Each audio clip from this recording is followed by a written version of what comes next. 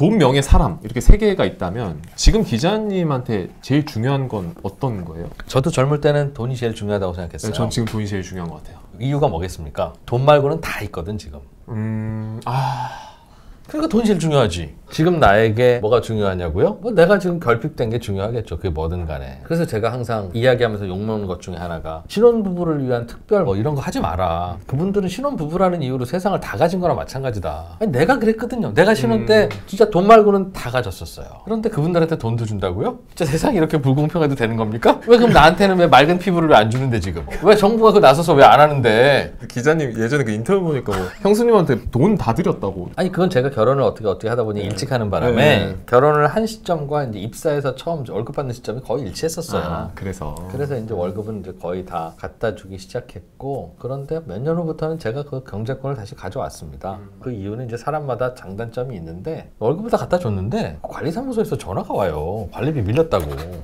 월급이 부족한가 싶어서 통장을 봤더니 아니야. 그러니까 뭐 이렇게 자동이체나 뭐 이런 거 자꾸 까먹는 거예요, 그분이. 그럴 수 있죠. 이런 건 편집 안 해주나? 하여튼 그러니까 그래서 그냥 내보내주세요. 그래서 제가 관리하겠습니다. 뭐 서로 그냥 조금 더 잘하는 거 하면 되는 거죠. 전략적으로 할 이야기가 많은. 아무튼 그렇습니다. 그 질문이 인생에서 제일 중요한 게 뭐냐? 그때 달라지는 거다. 달라지는 거고 돈이 많이 중요하죠. 왜냐하면 인생이라고 하는 게 별게 아니어서 그냥 돈만 넉넉하면 꽤 많은 문제가 해결이 되는 게 맞아요. 그렇죠. 그리고 벌어지는 문제들 중에 상당 부분은 그거와 연결되는 것도 있고 많고, 물론 아닌 문제들도 있으나 돈으로 해결 안 되는 문제만 이제 인생에서 갖고 잘 뭐 해결하다 가는 것도 괜찮죠. 여기가 월급쟁이 부자들이잖아요. 그러니까 월급쟁이가 부자가 되려면 어떻게 해야 되냐, 거기에 대한 이야기를 해주시는 건데, 월급쟁이가 월급쟁이를 하면서 부자가 될 방법은 없습니다. 다만 그런 게 있어요. 그거 잘 고민하세요 라고 하면서 경제 공부도 하고 투자도 공부하고 고민해야 그래도 조금씩 나아지는 게 있으니까 그렇게 하시는 거고, 그 취지에는 매우 동감을 하는데, 부자라고 하는 게 이게 상대적인 거잖아요. 그러다 보니 이 상대성은 남들이 안 하는 걸 하고 올라가서 순위를 뛰어넘어야 부자가 되는 거지, 10년 전에 비해서 지금 내가 더 잘 사는데 이거 가지고 이게 부자가 아닌 건데요. 그래서 부자가 되기 위해서는 이 사회에서는 리스크, 레버리지, 추월 차선, 남들이 안 가는 길을 가서 성공해야 된다고요. 그거를 하는데 그 일을 샐러리맨으로서 한다? 어떻게 하죠, 그걸? 쉽지 않다.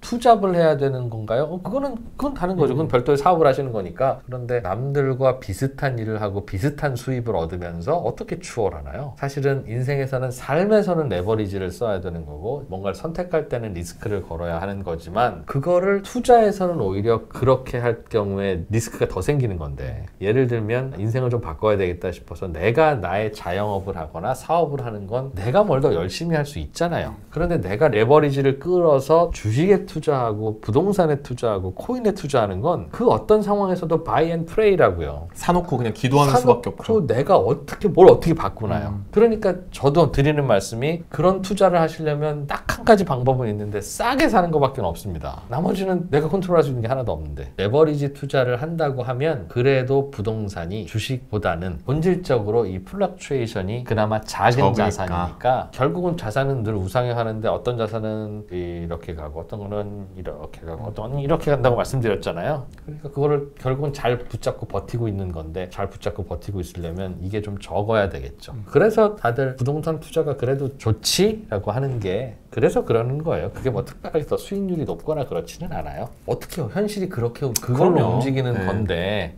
그걸 알아야지. 그러니까 집값이라고 하는 건 기본적으로 우리나라가 경제적으로 발전을 한 결과로 생긴 결과물이다. 경제적으로 발전하니까 부가 쌓였고 그 부가 주식과 부동산으로 가서 생긴 해서? 거잖아요. 그러니 집값이 올라간 건 안타깝지만 사실은 냉정하게 생각하면 우리나라의 발전 속도보다 나의 발전 속도가 뒤처지면 나의 집 수준이 평균 이하가 되는 거고, 낮아지고. 그게 올라가면 뭐 올라가게 되는 거예요. 물론 거기에는 이제 물려받은 재산이고 뭐고 다양하게 복잡하게 되지만, 기본적으로 집값 값이 안정되고 모두 다 평등해지는 방법은 나라가 망하는 방법 말고는 아직은 없다는 게 전 세계의 모든 사례가 알려주고 있잖아요. 그걸 알려주기 위해서는 불편한 현실이지만 그 불편한 현실을 알아야 판단이 되는 거지. 청년 여러분, 여러분들이 고통스러운 건 여러분의 잘못이 아닙니다. 힘내세요. 원래 청춘은 아픈 거고, 그런 얘기를 한다고 해서 현실이 전해지지 않잖아요. 무책임한 거죠. 그런데 우리는 언젠가부터인가 그냥 아름다운 현실의 현실 이야기를 해가면서 돈은 투자로 모읍시다. 실제로 경제 현장에 현장에서 벌어지는 일들은 그냥 굉장히 복잡하고 나쁜 거예요. 보지 마세요. 라고 하는 걸로 이제 둘이 나눠지다 보니 자라나는 어린이들한테 경제 교육을 이제 부모들이 하고 선생님들이 하고 언론이 하고 결국은 이런 미디어가 하게 되는데 실제 현실과는 무관하게 우리가 가야 하는 당위성에 대해서만 이야기하는 것으로 끝! 이렇게 된다고요. 그러니 우리도 헷갈리잖아요. 그럼 집 사야 돼 말아야 돼. 집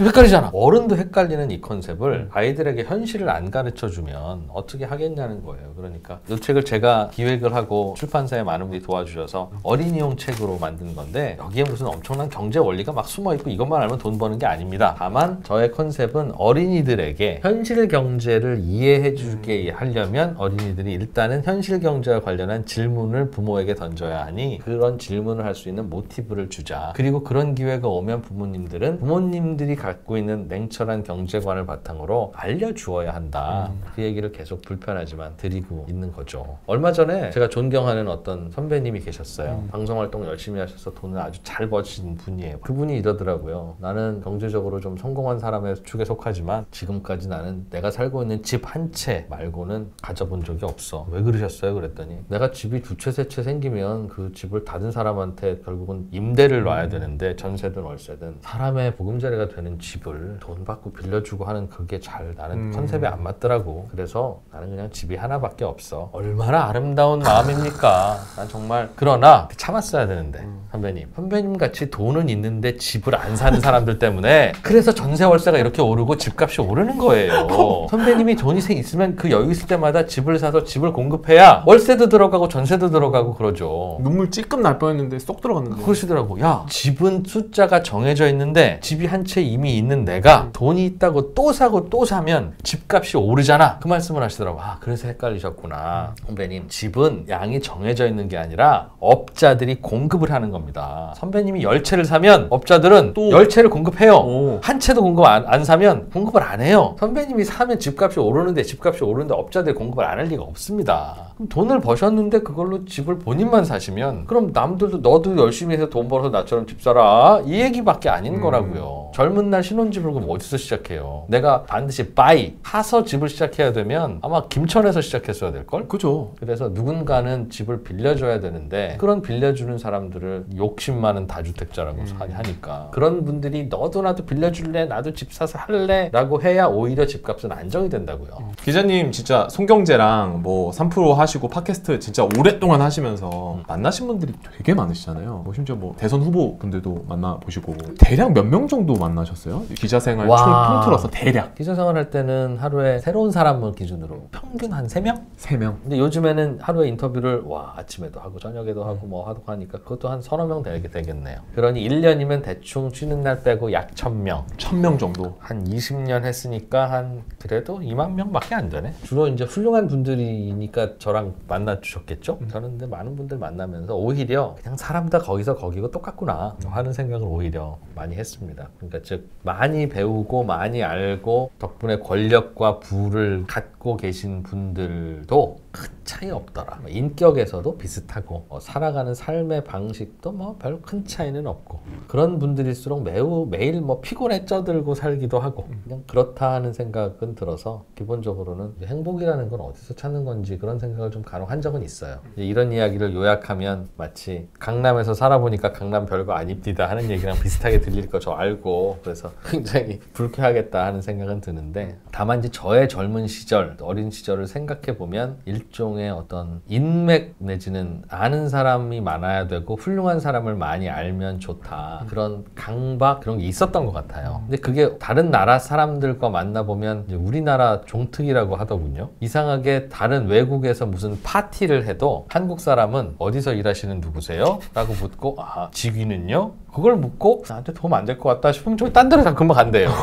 이거를 그냥 매우 항상 이렇게 더듬이를 이러고 다닌다는 거죠. 이제 그게 이제 우리나라의 경제를 발전시키는 원동력일 수도 있고 아무튼 우리나라 국민들의 특징인데 저도 그랬을 거고요. 많은 젊은 분들이 그래서 전략적 인맥 관리라고 하는 걸 이제 신경을 쓰고 하실 텐데 뭐 아는 사람 좋은 사람 있으면 나쁘지 않죠. 그러나 이제 쭉 돌이켜보면 그걸 위해서 쏟는 리소스와 그로 인해서 잃어버리는 것과 그게 만들어져서 나한테 득되는 걸 생각해보면 대체로는 이게 수지 안 맞는 일인 것 같아요. 실이 더 많아요? 예를 들면 오늘도 그래도 이진우가 이 업계에서는 힘 좀 쓰는 것 같은데 하는데 이렇게 나하고 인터뷰를 해서 인연이 벌써 이제 두 번째 보잖아요. 아, 그럼요. 그러면 이제 요거 가지고 나중에 내 인생에 도움되는 어떤 방향으로 써먹어야지 라는 생각을 할 거예요. 그럼요. 그죠? 그렇겠지. 네. 그러니까 지금 이렇게 생글생글 웃어주는 거 아니에요. 솔직히 나 이게 오늘이 마지막 인터뷰고 나 내일부터 아르헨티나로 이사가서 나 거기서 죽을 거야 라고 제가 아르헨티나 따라갈 거예요. 솔직해집시다. 솔직하게 따라갈게요. 진짜? 진짜. 기자님 이사 가시면 근데 제가 왜- 한 번은 갈게요. 근데 왜 3프로TV로 이직하라니까? 아니요, 안 하겠어요.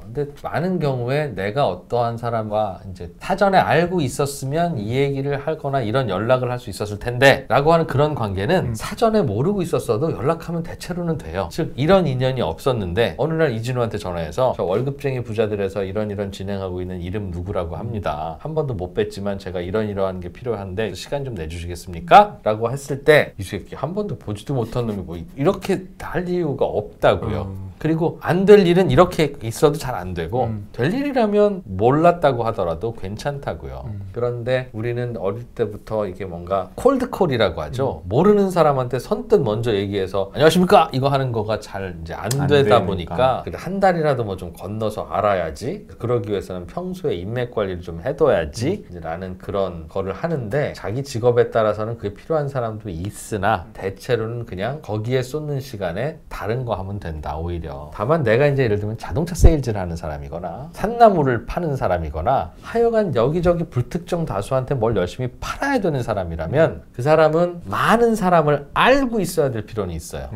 그거 이외에는 많은 사람을 안다고 해서 뭔가 삶의 퍼포먼스가 달라지지는 않는데 우리는 뭔가 그냥 인생이 불안하니까 그런 걸 많이 갖고 있으면 오히려 굉장히 큰 힘이 될 것 같은 착각 속에서 거기에 리소스를 너무 많이 부여한다고요. 이런 모임, 저런 사람의 만남 때문에 뭐 모든 저녁 시간이 다 그걸로 차기 시작하면서 잃는 게 너무 많은데 에너지 소비가 너무 많고. 돌이켜 생각하면 그런 걸 좀 알았으면 좋았을 것 같다는 생각이 들죠. 그러면 이제 반대로 이제 한 2만 명 만나면서 요 사람이랑은 조금 거리를 둬야겠는데 하신 분들도 계세요? 돈 빌려달라는 이야기 좀 쉽게 하시는 분들 돈 얘기 쉽게 하는 사람. 돌이켜보면 그런 건 경계를 하면 좋은 것 같기는 하다. 넉넉해서 막 줄 수 있으면 그것도 관계없는데 대체로는 이제 사람에 대해서 실망하게 되고 그런 상처들이 있으면 좋지 않으니까요. 그러니까 우리는 기본적으로 어떤 사람은 만나야 되고 어떤 사람은 피해야 되고 지금 질문도 그렇잖아요. 어떤 사람을 피해야 됩니까? 이분법적이긴 하죠. 네, 네. 어떤 사람이 도움이 되나요? 그 질문 자체가 되게 한국적인 질문인 것 같다. 그냥 사람은 어떻게 우연히 스쳐 지나서 만나는 사람하고 그냥 재밌게 잘 지내다가 쿵 가는 게 인생인데 그걸 뭘 더해서 만나려고 하겠어요. 그리고 아니에요. 그래도 사람들 만나면서 그 사람에게 배우는 게 있을 수 있고 또 이상한 사람한테는 또 아예 저러지는 말아야지라고 해서 배우는 게 있을 수 있으니까 사람은 좋은 사람 만나야 됩니다 라고 생각할 수도 있으나 어떤 사람의 어떤 것에서 내가 뭔가를 배운다는 건 내가 채워져 있어야 배움도 배움인 거예요. 본인이 내 옆에서 1시간 넘게 이야기하면서 뭔가를 배웠다면 그거는 본인이 뭔가가 이게 채워져 있고 배울 준비가 되어 있고 수준이 높기 때문에 배워진 거고요. 다른 사람이 앉아있다면 똑같이 안 보여요. 어차피. 그러니까 내가 뭔가 배울 위치와 포텐셜이 있다면 길 가는 강아지로부터도 배운다.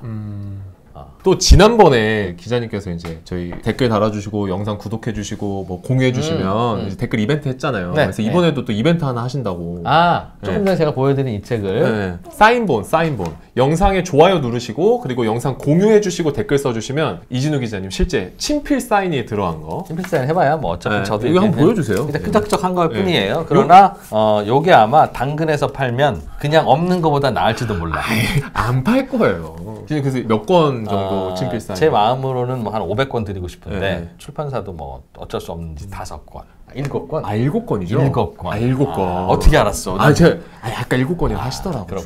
중간에. 선풀을 올려주시는 분을 위주로 뽑는다고 합니다. 럭키 세븐이니까. 알겠습니다. 7권으로 그러면. 내가 3권 더 쏠게. 그럼 10권 10권? 채웁시다. 10권 채워서 드리겠습니다. 사실 이걸 바랬어요. 외부 시청자분들에게 새해 한마디 부탁드리겠습니다. 솔직하게 해도 됩니까? 그럼요. 월급쟁이 부자들 시청자 여러분, 새해에는 어렵습니다. 사실은 우리나라가 점점 더 이른바 인구 보너스, 젊은이들이 정말 넘쳐. 애들도 별로 없고 노인도 별로 없고 다들 젊은이야. 이렇게 사회가 활기가 찰 수가 없고 우리가 만드는 뭐든지 세계적으로 품질이 좋고 이러던 수십 년이 이제 슬슬 접어들고 있는 건 저물어가고 사실이에요. 있죠. 네. 그게 앞으로 어떤 현상으로 벌어질지가 매우 궁금하기도 하고 점점 그렇게 되겠으나 우리도 한 번씩 거쳐가야 하는 그런 시기 아니겠습니까? 그러니 그런 시기도 같이 잘 지내자. 그런 시기도